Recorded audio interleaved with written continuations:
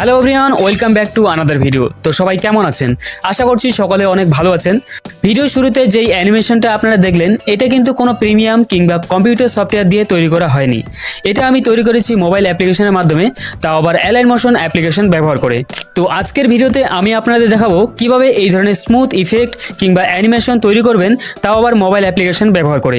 Video শুরু করার আগে একটা ছোট্ট রিকোয়েস্ট, যদি চ্যানেলে নতুন দর্শক হয়ে থাকেন তাহলে অবশ্যই চ্যানেলটা সাবস্ক্রাইব করে রাখবেন, কারণ আমি এই ধরনের ইনফরমেটিভ ভিডিও প্রতিনিয়ত আপলোড করে থাকি। অ্যালাইন মোশন অ্যাপ্লিকেশনটা ওপেন করার পর একটা সুইটেবল রেশিও সিলেক্ট করে নেবেন। তারপর রেক্ট্যাঙ্গেল শেপ নিয়ে 3 ডট অপশন থেকে স্ট্রেচ টু কম্পোজিশন এরিয়া এই অপশনটা সিলেক্ট করে নেবেন, তাহলে স্ক্রিনটা পুরোপুরি এইভাবে ফিল হয়ে যাবে। তারপর কালার অপশন থেকে ব্ল্যাক কালার সিলেক্ট করে রাখবেন এবং মুভ অ্যান্ড ট্রান্সফর্ম অপশন থেকে স্ক্রিনটা হালকা করে জুম করে নেবেন।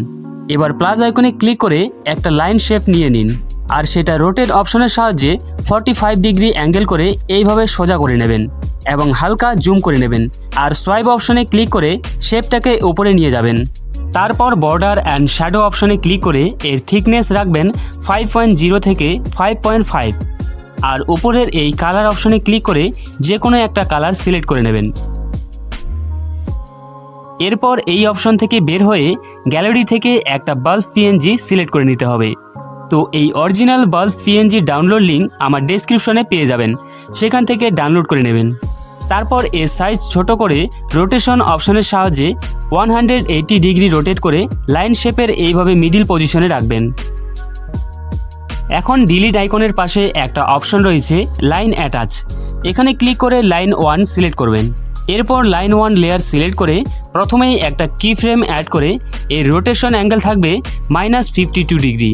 তারপর লেয়ারের মাঝখানে আরও একটা কি ফ্রেম অ্যাড করে এর রোটেশন অ্যাঙ্গেল থাকবে 45 ডিগ্রি। এখন মাঝখানে একটা গ্রাফ অ্যাড করতে হবে, তার জন্য গ্রাফ সেকশনে ক্লিক করে এইভাবে গ্রাফটা অ্যাড করবেন। স্ক্রিনটা ভালো করে ফলো করুন, আমি কিভাবে গ্রাফটা ডিজাইন করছি। সেম টু সেম রাখার চেষ্টা করবেন, তাহলে অ্যানিমেশনটা স্মার্টভাবে প্লে হবে।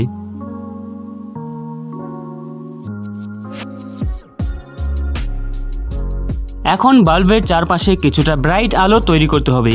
তার জন্য বাল্ব পিএনজি ডুপ্লিকেট করে ইফেক্ট সেকশনে গিয়ে সার্চ বারে টাইপ করবেন গাসিয়ান ব্লার। এই ইফেক্টটা অ্যাপ্লাই করার পর এর স্ট্রেংথ আপনার যতটা প্রয়োজন ঠিক সেই অনুযায়ী অ্যাডজাস্ট করে নেবেন। এখন এখানে টেক্সট টাইপ করতে হবে। তার জন্য এখানে আপনার চ্যানেলের নাম, আপনার নাম অথবা আপনার ইনস্টাগ্রাম আইডি রাখতে পারেন এবং সেটা স্ক্রিনে এইভাবে অ্যাডজাস্ট করে নেবেন। তবে মনে রাখবেন টেক্সট স্টাইল যেন বোল্ড থাকে, তাহলে দেখতে অ্যাট্রাকটিভ লাগে। তো আমি এখানে এক্সাম্পল হিসেবে ইউটিউব টাইপ করলাম।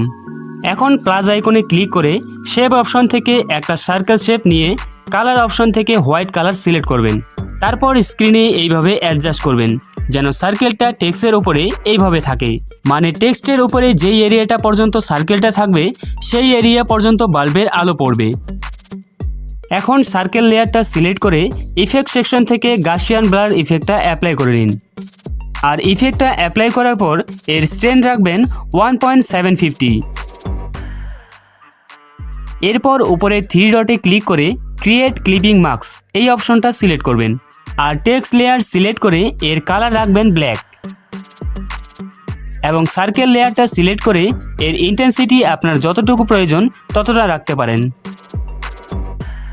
এখন এই সার্কেল লেয়ারের সাথে বাল্বটাকে অ্যাড করতে হবে, তাহলে বাল্বের সাথে সার্কেলটা মুভ করবে।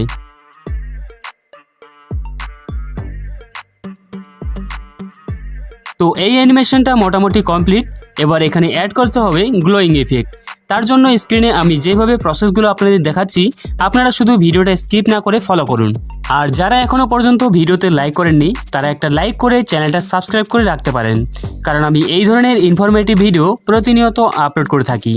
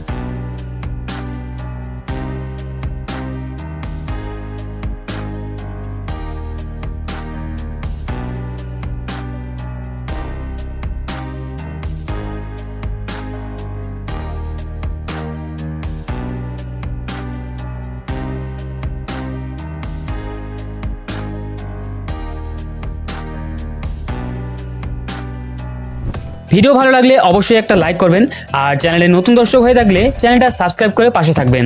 তাহলে দেখা হচ্ছে পরবর্তী ভিডিওতে, ততক্ষণে সবাই ভালো থাকবেন।